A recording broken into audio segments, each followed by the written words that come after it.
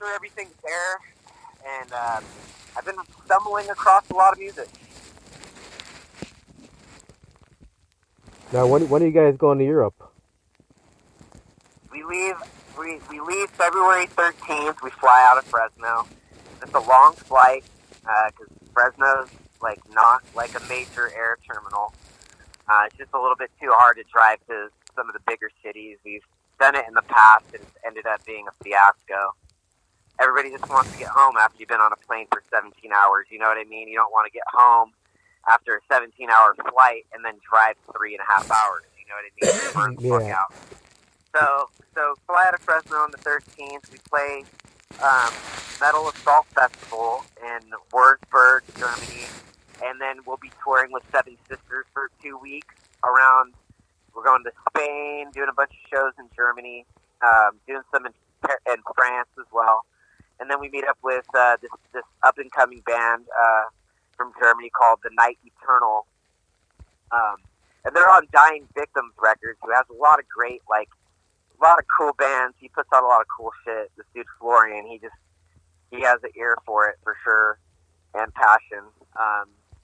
And he hooked that up because we didn't have a band to go out with, and he was like, hey, you should go out with this band that he also represents, and they couldn't, and then actually, I feel like we fit with Night Eternal much better, to be honest, like, after, like, you know, knowing their music and stuff. I'm like, yeah, dude, this is really cool. So we're doing the last week with them, and we go, like, Czech Republic and back through Germany and stuff, I think. I don't know. We're going to... The whole tour is a kind of a story within itself that would take so long. I'll try to make it short.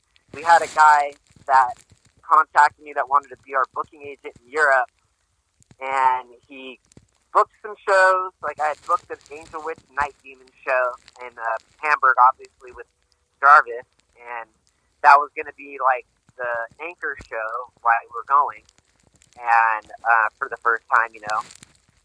And we started booking some dates around it, and then we had booked, the label had booked Hell Over Hamburg with the guys from Death Forever's festival in Hamburg, and he booked a couple shows around that, and then he just decided to bail. He bailed on us. Like, he moved from companies, and he hit me up. He's like, I can't take you guys with me, and this guy's going to finish your stuff. So I started messaging this dude that's supposedly finishing the tour, and he's not responding to me at all. So I decided, I was like, all right, I got to ask a favor. So Jarvis and the band Screamer, which we wanted to tour with anyways, because we've met them at Frost and Fire Festival, and we all really got along. We thought it'd be a great thing, and it just so happens their drummer books band. So he finished up that tour, and luckily while we were over there, we landed a different booking agent. I can't live without a booking agent in Europe. I don't know how to book anything. In America, I can get away with a lot more because I've done the tour circuit a lot. I know I've made some, connections in that way, and I could, hit up people directly, Yeah. I can't do that in Europe yet. You know what I mean? I have no clue. A lot of these places, first time I'm even going there. Anyway, they just they've been trying to put this tour together. They've only had, like, we were there in November, so, like, we really didn't start talking with them until, closer to December, and then the holidays are right there, so, they only had about a month to put this whole 23-day tour together, so we're going to announce it in a couple days, all the shows. We finally got everything kind of dialed in and completed it, so it was it's been rough for us over in Europe, to say the least, just because of that, you know what I mean? Yeah. We had to turn something shitty. It's like, why did you book these? Like, to me, it's like, just finish what you started. I'm a believer of finishing what you started. Like, big time, anything in life, just finish it. Even if you sucked at it, or even if it's going to come out shitty, just finish it. Don't make it somebody else's problem. And so it was it's been a hard thing, and, like, I'm definitely, like, really glad that we're getting over there and getting it done, and we climbed that mountain, you know what I mean? Like, fuck. It's so complicated. Way more complicated than me doing an album. Like, I don't even feel that kind of pressure with the album that I did with putting this together.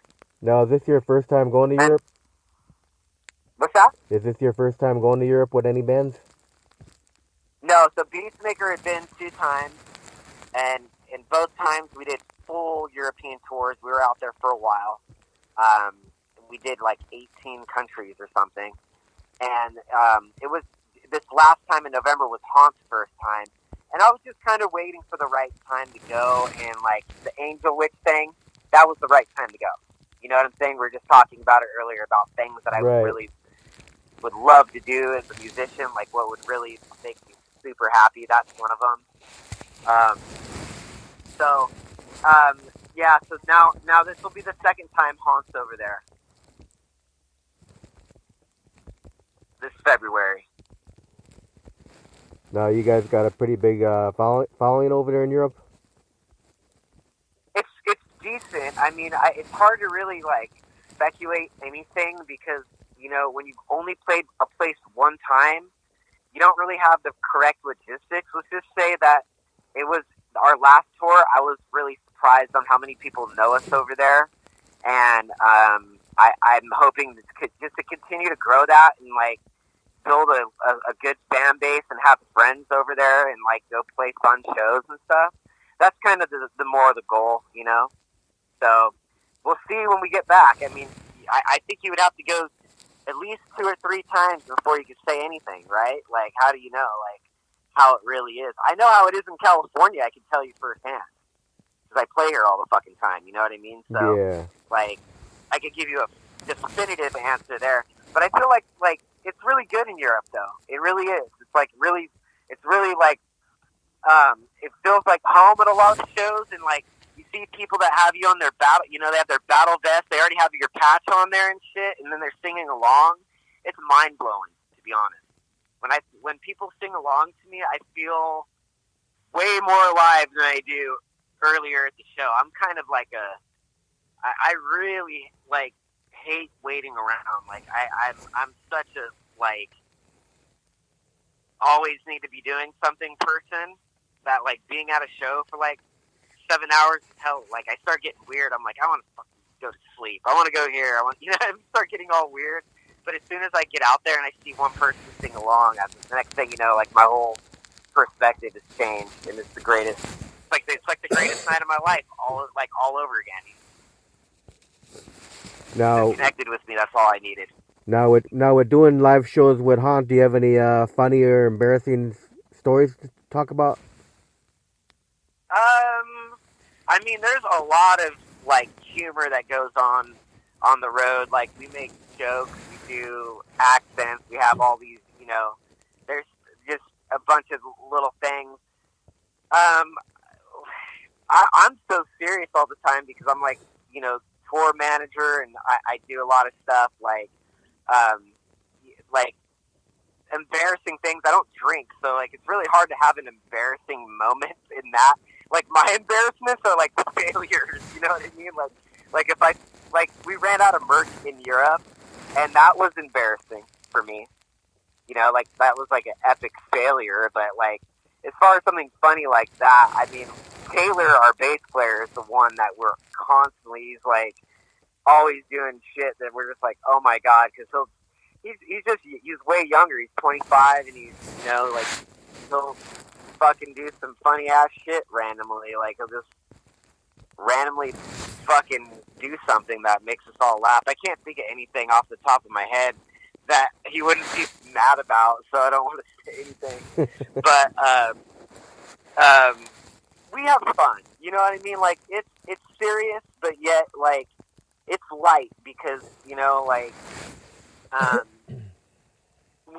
try to make it as fun and entertaining as we can, and I always try to like keep a line of communication with our audience and like talk to them, even if it's like something stupid. I'll just say something like, we haven't had a clean towel in 2 weeks to wipe our face with off on stage.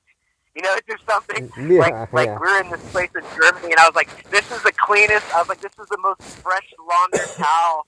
I could fall asleep in this towel. You know, I would just say whatever. But I always try to keep it light, man. I mean, there's there's a lot of seriousness to it, but it's always a good time out there. I've never really even. I would say Beastmaker were definitely way more like we did way more weird shit. Like we talked in British accents for like 2 months straight after we had gone to the UK for like we were there for like 11 days or something. And we just brought it home with us, and everybody we were touring with is like, what the fuck is wrong with you guys? Like, we went out with Zach Sabbath, and this guy Walter was like, hey, what's the fucking deal with these British accents? Are you guys from California? And we were just like, dude, it just caught on. Like, it somehow just, like, attached itself to us, and, like, it was pretty funny, because we'd go everywhere, and people thought we were English, and we were from California. Pretty weird. Now, when you're on stage, do you do a lot of crowd interaction between songs? I try to. I mean, it just really depends on the crowd and like what's happening at that time. But yeah, I mean, anybody that's seen us live knows that like I talk and like songs like "Hearts on Fire," which is like one of the faster thrashy songs on Mind Freeze. I like one of the reasons I wrote it is like we were playing a show for this skateboard company called Blood Wizard, and I kind of wrote that song about skateboarding, so it's like a skateboard song in a way, and just about like how you feel when you're skating and stuff like that. And I wanted like this sing-along thing to where, because like I knew a lot of the people there probably didn't know who we were, so when I wrote it, I just was like randomly just Hearts on Fire came up, and I don't really know. There's another band, like a traditional heavy metal band, like Hellhammer or somebody that does it. I can't remember their name. I honestly never even heard of them until then. So somebody was like, hey, you ever heard this song? I was like, no. You know, there's things that pass me by. You know, I don't know everything about everything, you know, so there's always going to be some bands that I just never heard of. But anyway, it was like, I was like, everybody say, you know, like Hearts on Fire, and like, it just kind of caught on, and that's like a thing that, you know, I really wanted to interact with people and trying to figure out a way to do that in a not so cheesy way. I'm not very good at cheesy, man. That's one thing about me. I've always kind of been, you know, I've always wanted to be keeping it real on stage and talk like the way I would and amp people up in the way that I would try to, like, you know, without any filigree, if that makes any sense. Yeah. And now the Hell's Decibels tour starts April 4th in Philadelphia. Yeah. Yeah.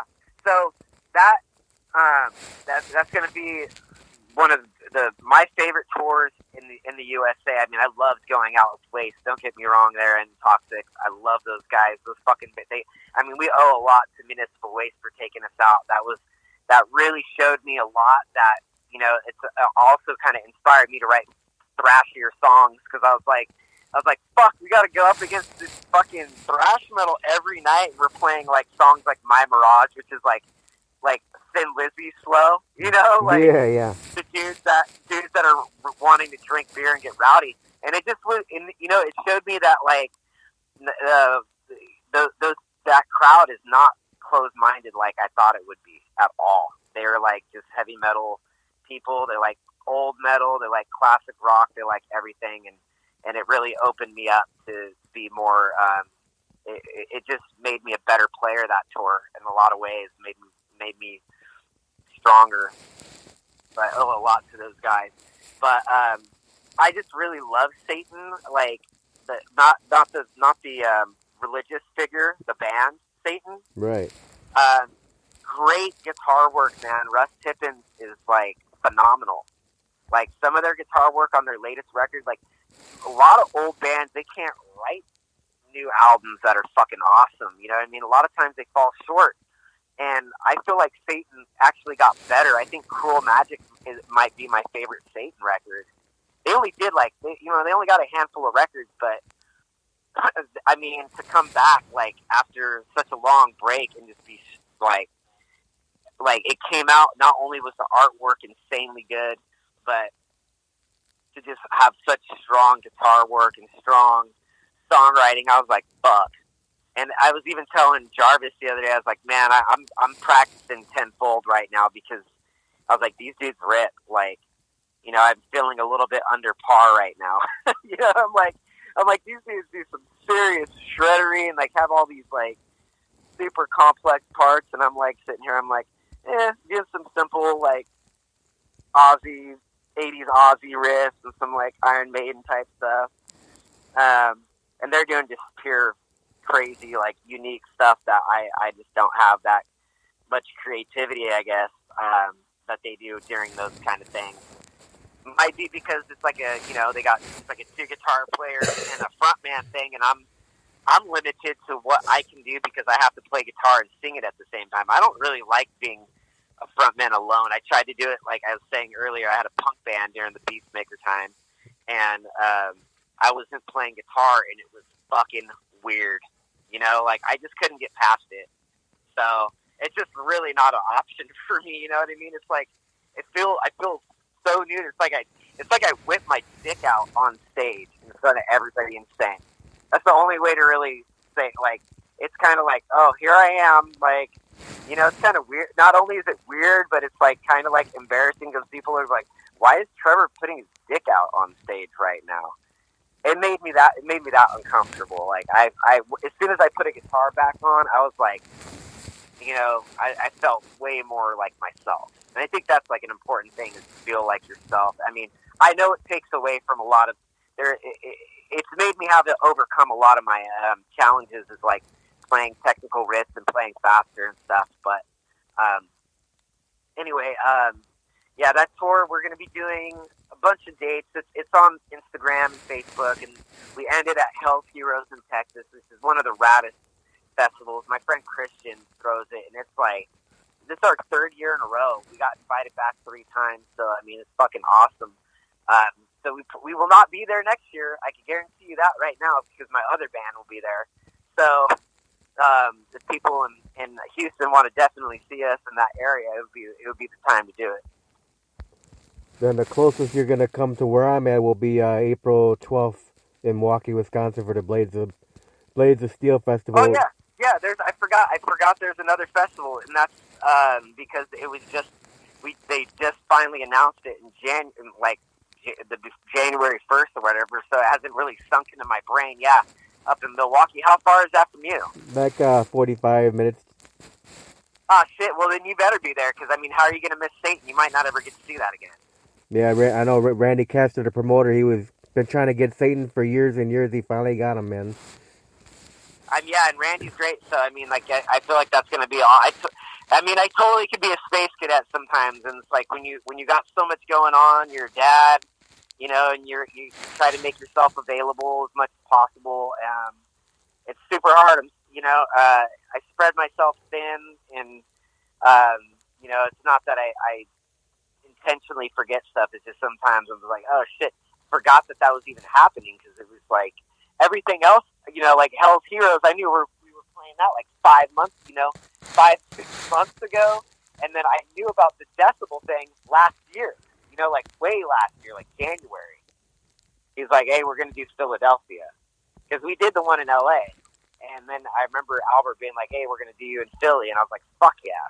So that's been known for a long time. So yeah, dude, I'm stoked for Milwaukee, because I mean, I've only honestly visited Milwaukee once. I was playing in some shitty bands, and crappy rock band from Sacramento that was really not my thing. But, you know, like I said, I was just following other people. You just join a band. I was the guy that every 6 months I might have been in another band, sometimes a year, sometimes 2, never longer than 3.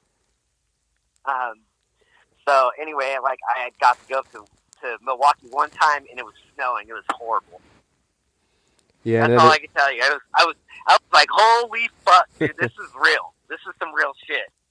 I mean, we live in the valley, so it does not snow. Like, we're pretty low down. We're like desert climate, but we get 4 seasons.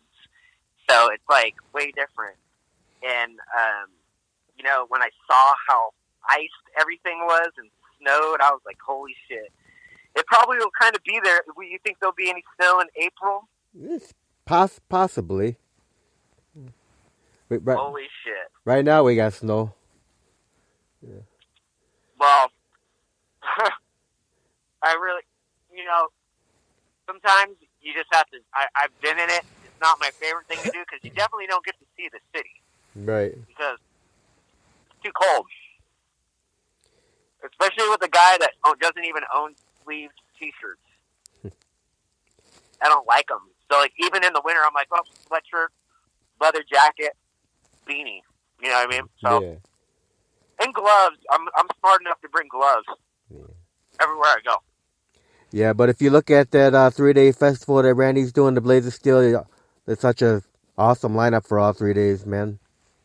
Yeah, it looks great. I wish I could actually just stay there and check it out, but unfortunately, we'll be playing and leaving. And I've seen it on there quite a bit. So maybe he'll have us back. Maybe in 2022 or something, or whenever Randy feels fit that Taunt needs to make its way back up that way. I'm definitely excited to actually maybe see Milwaukee. You know what I mean? Like, maybe it'll be a clear day and I'll get to take a little stroll and see what it's all about. You know? You guys got to come in a little early in the day so you can actually have some time to go around. Usually try to find somewhere to eat. That's generally like a good way to do it. Find a place you want to go eat and, drive through downtown. Generally, if you're a guy on the road, we all know that we don't get to see very much stuff. You're in the van, you see the venue, you see maybe a restaurant that's right next to the venue, and then you're in the hotel, and then you're on the road again. But, generally try to, like, at least drive through the downtown area, get something to eat if there's time, and take a walk, that kind of thing. Yeah, a lot of bands, they like to go visit the Happy Days shows. Fonzie, they got a Fonzie statue in Milwaukee. Yeah. A lot of bands like to go take pictures with the Fonzie statue. Henry Winkler's a bad motherfucker, dude. I mean, is he from Milwaukee? I don't know. I wonder why they gave him a statue. I know that's the Happy Days show is supposed to be like based in Milwaukee or whatever. It's based in Milwaukee. Yeah, just like Laverne and Shirley was supposed to be like Milwaukee. When I was a kid and like Happy Days would come on, like with the little record thing and all that, I was like, damn it, because I would be watching like a cartoon that I hella liked, and then that would come on. I was like, fuck. But I mean, it's obviously not in the time. I feel like kids like nowadays don't like the shit that I like. Like if they put on He-Man Masters of the Universe, they'd be like, what's this fucking shit? Yeah. You know what I mean? Yeah. They'd be like, this is terrible. Like this is an awful show. They got all these Pixar movies and Toy Story and shit that's way more animated and like I don't know. And like I was like all about He-Man. He-Man was my favorite. But so it was like weird for me to watch Happy Days. I didn't have an appreciation for it until like years later because that show sparked a lot of great careers, namely Ron Howard. Yeah. Who is absolutely an amazing fucking producer, director, all of it. He's like he did everything. That guy is like for what he's done for film and everything and TV. He's fucking monumental. Oh yeah. So I mean that's kind of tight. Based out of Milwaukee, Ron Howard supposedly was, he was one of the dudes. Yeah. So now, Trevor, what kind of advice would you give the young up and coming bands that are out there? The best advice that I would give any band right now is really promote your stuff on Bandcamp. Start really trying to like create a presence on there and let your fans know there. That way you have direct. I mean, one thing that's great is just the way you connect to your fans there, it's one-on-one, and there's no like middleman. No, it's coming straight from you to them. They can send you a message. I respond to anybody that knows. If you write me a message and a note on Bandcamp, almost 90% of the time I've written you back. Sometimes I don't. If it's like really love the record, I usually just say thanks or something, or because sometimes I got a lot like to do because I'm like I got to ship a shitload of records and stuff. But it's really great to be able to like have that kind of connection there.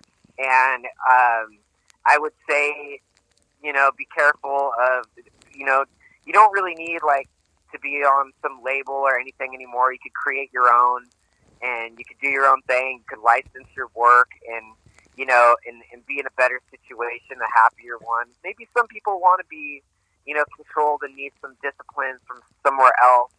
But I would say you would be, happier in the long term, having more control, because I feel like a lot of bands, after they've done it for a while, they understand it more and they do want control. So maybe starting it off younger, in the infancy of a band, of having different DIY, having a DIY ethic makes you closer to your band and makes you work harder and makes you understand the business a little bit more and how to find a foothold in there. And the other thing I would say is just write as much music as you can. Constantly write. Like, there is no bad song, There is, but you know what I mean? Yeah, it's yeah. Like, if you like it, put it out there. Who cares? I'm like, if you're gonna put that much thought into it, I don't know. I feel very deeply about just being able to speak what you need to speak, and like every song has its voice. And it might have the voice for a certain person. It might be your shittiest song, but there might be one person out there that was just like, dude, this is my favorite song. Thank you for writing this song. I connect with it to this reason or that reason, and that is like truly something, because now that connection is forever, which is cool. Yeah, and probably why we all like music to begin with. We connect to it personally in a lot of ways. yeah, Even if it's just a fun, good time thing, or a fucking serious thing, or it helps you get through a relationship, it helps you get through a death, it makes you happy when you're driving, you like singing along to it while you're driving. I mean, there's so many, that's why I love music, because I connect to it like that. There's like so many things, yeah, and then right. and these Don't be afraid. and in these days, the bands up and coming, they have to do it for the love of the music, man. If you're in it for the money, forget it, man. Well, this is not the time to be in it for the money. And if you're in heavy metal, if you're into heavy metal for the money, you're already in the wrong genre. Somebody actually I've seen a couple comments where like, the new Haunt record is so much more commercial. I'm like, motherfucker, if I was going commercial, I'd be playing country. Like, I'm just writing what I write. There's no longing to be commercial for me at all. I do not give a fuck about that. That's the last thing. I mean, I really am stoked that I figured out a way to like create a business with Haunt in a sense, because it is the DIY thing. It's like Fugazi, with Discord.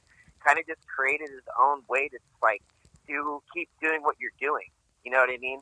So you can stay afloat musically, and maybe you're lucky and you make a lot of money doing music. I'm just getting to a point where I'm finally been able to like scale back on how long I go to my day job. I only work like 10 hours a week at my normal job now. I used to work like 40. You know what I mean? I have a normal ass job, sometimes 50 hours a week. Into being more songwriter, you know what I mean? Like what I wanted to do forever, and that's because of Bandcamp. So I mean, like, like there's you gotta do things to, it's my fans and the people that like my band that keep everything really going. So yeah, if you're trying to do for, I don't know, it's like a weird thing. I guess everybody wants to be rich, but I don't really feel like money is like everything. It gets you by in life, but I mean, all I have to say is have a kid, and then you'll have a whole different perception of what the meaning of life might be. Yeah. There is something now more important than yourself, and that is something that's really crazy, because like some people their whole goal in life is to be like be famous, and is there anything wrong with that? No. And is there anything wrong with wanting that for yourself? I mean, if that's some band's priority is that, then I mean, it's not up to us to say what's right and wrong. It's more of us. It's more likely it's like the stuff that speaks to you is going to be the stuff that's more from the heart and not cheesy. Yeah. You know what I'm saying? Yeah. If you're trying hard, I think people see that. You know, trying too hard is a thing. I've had motherfuckers say, when did from the on Decibel page, I had this fucking dude says, when did the Jonas Brothers grow their hair out? I'm like, dude, I'm fucking 39 years old. I do not fucking, I mean, like, where do you think you think I just grew my hair out suddenly and was like, oh, I'm a metal guy? No, dude, I mean, this shit, I don't understand, you know, some people's, like, perception of, like, what, you know, like, they're just thinking, here's this band out of nowhere, but, like, really, I mean, I'm from a small-ass city. I mean, it's a big city, strangely, but it's very small in the spectrum, and, you know, it's hard to carve your way here. I've had a lot of failures here, and, you know, it's like, I just love writing songs, and hopefully everybody's feeling it out there. So let me ask you this question, Trevor. You know, you got your great promoters out there like Randy Castor. He never does a pay-to-play show. What do you think about promoters that do pay-to-play shows? Say that again. I'm sorry, that last part. I was saying, what do you think about promoters that actually do pay-to-play shows? Pay to play? Yeah, where you got to pay to get on the show. Fuck that. No, absolutely not. That's fucked up, dude.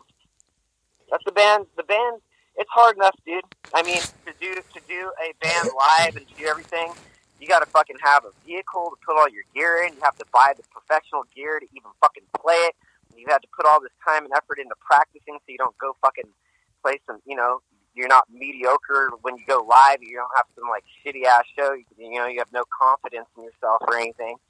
I mean, promoting a show is a job within itself, and the promoter should take that serious enough to, like, you know, be like, you know what, man, you know, even I think a lot of bands would be fine with $50. I fucking did it for years, man. I still do it. You know, it's like, I still do fucking door deal shows sometimes because I don't have a choice. I'm not going to sit there and go, well, no. You know, so, I mean, bands are open for whatever. We just want to play and, like, connect and, you know, hopefully make some money. It's great because it definitely makes it so you can continue, you know? That's the unfortunate thing and the shitty thing about money is we all need it to survive. You can't survive without it, right? I mean, could you? No. Yeah, exactly. So it's like, it's great to have some appreciation with the money, but, like, making a band pay, they've already paid. Right. The promoter just has to, like, buy some flyers, go online, and promote it, or, like, maybe even, like, hit up the college radio station, like, hey, I'm doing this show. There's very few promoters that are, like, really going out like they should. You know what I mean? Like, I remember when I was doing punk shows back in the day, we would go do a lot of self-promotion and stuff, but, like, the guy that was putting the shows on, he worked at one of the local record stores, Replay Records in Stockton, specifically. This guy, Mida Goodwin, he put on, I remember him because, I mean, he gave us our first shows, you know what I mean? But he really promoted them. Like, at work, he'd be like, if somebody came in and was checking out the punk section, he'd be like, hey, here's the flyer, you know? And that kind of caught on. You know, that I do a lot of my own flyers and stuff just because of that, and posters, because I still have that, like, that's a big part of it, is the visual of, like, what I want to go to this show. It looks cool. You know what I mean? Like, yeah. I like this poster, and then they go check out the band or whatever, and now you can just go online and listen to the band. Back in the day, you just, like, were going, like, okay, punk metal show on Saturday, starts at 7 at Seifert Center, $7, all ages. And you just went. You know, you didn't even care. You just wanted to go to a show. But pay to play is a weird thing. It's a very Hollywood thing, I feel. I don't know how many countries are really doing that. I don't think Europe does that at all. They're very accommodating to the arts. So I definitely don't get that vibe there. I definitely feel like it's a Hollywood, the whiskey kind of thing specifically. There might be some local promoters that try to throw that at bands, you know. But, you know, it's a hard time. Like I said, music is not, we are not in a state where everything is thriving. You understand? Like, everybody has to, like, work harder and do more, you know? Like, it really is that time with less. You know, there's not as much money in it for the promoters. I mean, what really drives the promoter to work hard? You know, what if he lost $250 to some booking agent? Like, was like, oh, this is the band, and then you go, and they have a bunch of bot views on YouTube or something. You know, stuff that is like it's like gives a false perception, and they're like, okay, well, this is going to do really good because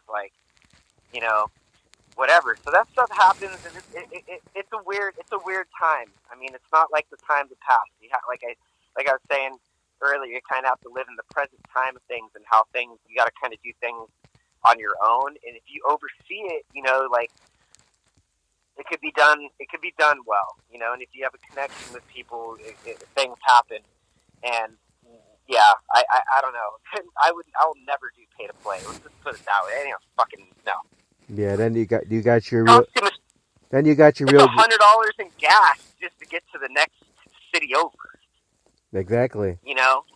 And then on top of that, I mean, how the fuck do you sell tickets in a town you don't even live in? You got to take a trip down there and try to sell tickets on the street. Like, the fuck? I don't know. I don't understand it. Like, I don't even like think about it. I've never needed to. I'm not after it enough to where it's like there's like pay to play tours and stuff now too. Bands are like there's a buy-in for this, stuff like that. That's a thing, and like that just to me, I'm like, what is that gonna do? That's not the. You have to think about what your goals are and like what you're trying to do. I'm not chasing that. I'm chasing songwriting. So just so everybody out there knows, that is like my passion is songwriting. Like that. What is my whole? What do I want from it? That's like from being a musician is I like the creation and construction of what it feels like to make a song out of nothing. That is all. That's all I really need. Like I have it. So like everything else that comes now is just it's cool and it's I'm excited and everything, but like I'd still be doing this one way or the other. And buying onto a tour or doing pay to play stuff, I don't really see the logic behind it. Is it going to do your band good? I don't know. I mean, like, who fucking knows? Like, maybe it's done something amazing for somebody else before. I just don't. I don't have any experience in it, and I would feel really. I'm just going to put myself in the shoes of Trevor Church is a fucking promoter of shows here in Fresno, and I was going to charge a band to play here. How I would feel about it, I wouldn't feel good about that. Like, you could ask the bands that do our record, when we play a record release show here, I pay the bands more than I got paid playing these shows here locally for years. Like, a lot more. I mean, I've been played, Beastmaker's done shows here for fucking $30. Way back when. It's like, when you're just starting out, you just like, it's like, I would feel really bad if bands fucking drove 3 hours and I gave them $30. Right? Yeah, exactly, man. I mean, that doesn't even buy you, that doesn't even buy 3 meals at Carl's Jr. Yeah, that's why it's awesome we got promoters like Randy Castor who will never do a play-to-play show. As far as I know, he's taking good care of us. I can tell you that right now. I mean, I've never played. He makes a never played a show for him ever. This is my first time dealing with him, and I can already tell you that like there is nothing for me to even say other than thank you to him. That's it. I mean, this guy I haven't even played the show. He makes a shitload of flyers and goes out to all these record stores and flyers up stores to promote. Well, it sounds like you guys owe a great deal to Randy then out there in the Upper East Coast area. It's Upper East Coast, right? Or am I wrong? This is north. Yeah, it's like north, man. Northeast though, or northwest? It's not northwest for sure because I'm on the west coast. So you guys have to be like northeast. Milwaukee isn't really considered the Midwest, is it? Or yeah, it's still Midwest. So it's Midwest, but it's close to the East Coast. Yeah. right? I don't know. I'm sorry, my geography's a fucking mess when it comes to that stuff. I just think of Milwaukee and I think up. That's all I can tell you. Yeah. So Wisconsin is up. It snows, so therefore you guys are up. But anyway, yeah, I mean, like to have a guy to do that, we don't have that locally. I book our own shows in Fresno. I've actually made enough of I've made a great deal of like communicating with one of the local clubs here, Strummers, of just kind of starting out. Like they gave me a really rough deal the first time around, and they definitely probably were like, well, I don't know what this band's going to do, and then they saw that people actually came to the show because the promoters here they're not saying they do a bad job or anything, but like, I want to put together the show myself and have the bands that I want to play. So I've learned how to do my own shows here. And I mean, I got to thank all the Fresnans and then the bands that come from out of town to play because, like I kind of am a promoter, but only here. You know what I'm saying? Yeah. I don't do that elsewhere. I mean, it's just because I'm able to here and I'm able to I always contact the paper. So I'm kind of like Randy, and I also make flyers and stuff. And I mean, I'm too busy to pass them out, but I always give one of my buddies like $10 to go down to where around the club is just to go put them up real quick. I mean, I'm not asking a lot from him, an hour of his time, like maybe even 30 minutes because like everything's super close. So it's not like he's working his ass off for nothing. He's helping us out, you know what I mean? And he would they do it for free. I'm just like, here's an extra money to buy a burger or whatever you're doing while you go do that. Thanks, man. Obviously, he gets free merch all the time, so I hook him up. He's the people that do that for me. But, it's necessary. Not enough people do that. Truly. Yeah. You gotta be cautious of that. That could really fuck a band up. Oh yeah. Well, anyways, is there anything else you want to go over while you got me? Because it's getting about that time. Yeah, we've been on for like an hour and a half, I think. Yeah, I wrote a book right here, right now for you. The whole you get almost the whole history of who I am and what I do and where I've been in a sense. I mean, there's obviously a lot more to it, but I like people to know a lot more about me than a lot of other people, and very, very vocal about it. Obviously, you don't have to ask me a ton of questions. I can kind of go off on a tangent in a heartbeat. But these are good ones. I like these questions, these pay-to-play things and stuff. It reminds me of why I don't do stuff like that and why it's not important. Yeah. All right. Last question. Yeah. Last question, Trevor. Sure. Where can people find your band at? What sites are you on the internet? Well, I mean, I obviously prefer our Bandcamp page, Haunt the Nation, HAUNTTheNation.bandcamp.com. That's direct, so you're keeping everything that we're doing going. Because I mean, this ain't no fucking. I'm telling you, like the hard business, show businesses, and the direct support really helps a lot. It really, really does. It keeps the ship moving, keeps the ship afloat, and I personally think it's the future for other bands. I buy all my music from there. I buy records, shirts.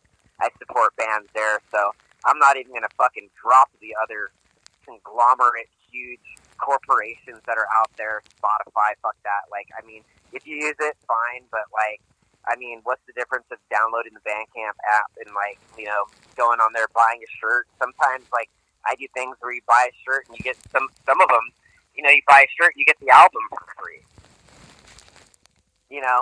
Shit like that. You don't know what a band's really going to offer you over there. It's just a better place to support the artist. Yeah. Like we were saying earlier about like what advice would you give a band? So, I mean, that's my suggested place to do it. Just because I first off want to connect with people and I want to know people's names because it's important to know who your loyal fans are to treat them respectfully and try to conduct yourself in a manner with them that's respectful. So yeah. Well, Trevor, I want to thank you for taking time to do this interview today, man. Absolutely. Thank you for having me on this. Appreciate it.